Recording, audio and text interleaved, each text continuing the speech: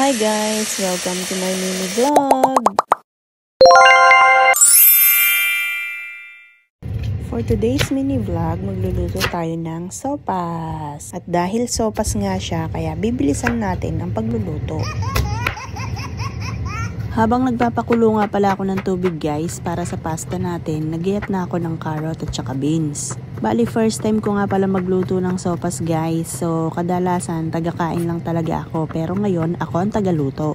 Pinilit ko talaga magluto guys kasi kailangan at saka 10 years death anniversary ng papa ko sa heaven. Sa amin kasi guys, kapag may mga death anniversary, nagluluto talaga kami, naghahanda kami ng pagkain dahil sabi nila para daw hindi magutom ang kaluluwa nila sa heaven. So hindi ko alam kung totoo yun, pero sabi kasi. At ayan nga guys, nung kumulo na yung ating tubig, nilagay ko na yung pasta. Tapos sinunod ko ng gayatin ang repolyo. Pero 1/4 lang ang gagayatin natin dyan kasi masyado yung malaki. Alangan naman puro repolyo na lang ang sahog natin ha. Siyempre, ayaw naman natin ng ganun.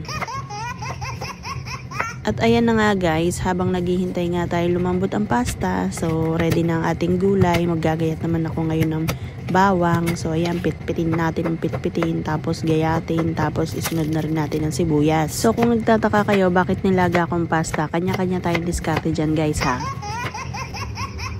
Ayan guys, ready na ang ating pang sopas. Igigisa ko na sana. Kaso wala pala tayong evaporated milk. Ay, so ano gagawin natin ngayon?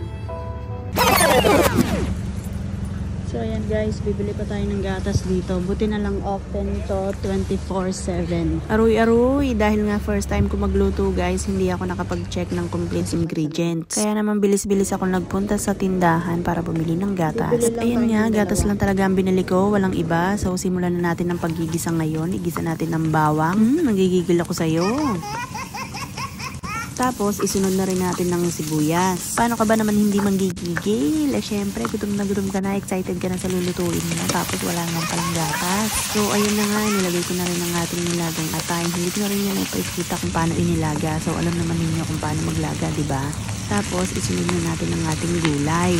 So, mga nagtataka dyan bakit nilaga ko ang ating pasta para syempre mabilis maluto. Pero huwag kayong mag-alala, hindi yan ang tawag doon? Malalabsak yun, ganun. So, bago ang lahat guys, isinalin ko nga pala dahil hindi kasya. Tapos, ibinuhos na natin ang ating special gatas na ibinili pa natin sa pagkalayo-layo. Tapos, ayan, luto na. So fast, diba? Kaya nga so fast. Maglaga muna kayo ng pasta para so fast talaga. Huwag kayong mag-alala, hindi yan labsak. So, tikman na natin. Ayan, kita naman ninyo guys, tamang-tama lang ang luto. Yan ang tinatawag na so fast. So fast, so fast. Thank you for watching. Bye!